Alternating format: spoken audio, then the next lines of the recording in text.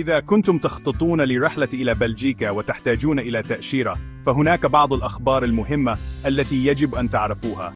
ستطلق السفارة البلجيكية في الجزائر نظاماً جديداً للمواعيد عبر الإنترنت يسمى e-rendezvous. هذا النظام متاح على مدار الساعة طوال أيام الأسبوع، لذا يمكنكم حجز موعدكم في أي وقت. إليكم كيفية عمله. يجب عليكم حجز موعدكم قبل 3 أيام على الأقل باستخدام الروابط المتوفرة على موقع السفارة الإلكتروني. بمجرد الحجز، ستتلقون رسالة تأكيد تلقائية عبر البريد الإلكتروني وتذكيراً قبل 24 ساعة من موعدكم. تذكروا التحقق من مجلد البريد العشوائي الخاص بكم لهذه الرسائل.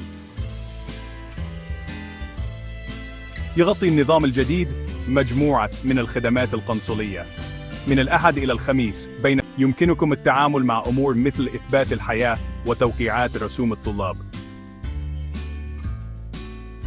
من الاثنين إلى الخميس في نفس الوقت يمكنكم التعامل مع خدمات جوازات السفر وبطاقات الهوية وبيانات الجنسية والشهادات القنصلية والبيانات البيومترية وتقديم المستندات وحتى تسجيل المواليد الجدد.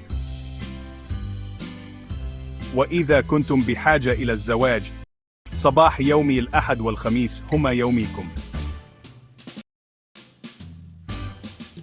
يهدف هذا النظام الجديد إلى جعل العملية أكثر سلاسة وفعالية، مما يلغي الحاجة إلى الاتصال بالسفارة لتحديد المواعيد. لذلك، إذا كنتم تحضرون مستنداتكم، فتأكدوا من قراءة رسالة التأكيد الإلكترونية بعناية. ستحصلون على جميع التفاصيل حول المستندات المطلوبة والرسوم ومن يجب أن يكون حاضرا. هذا كل شيء في الوقت الحالي. رحلة سعيدة وحظاً سعيداً في طلب التأشيرة الخاص بكم.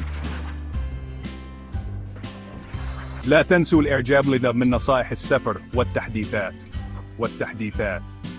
أراكم في المرة القادمة.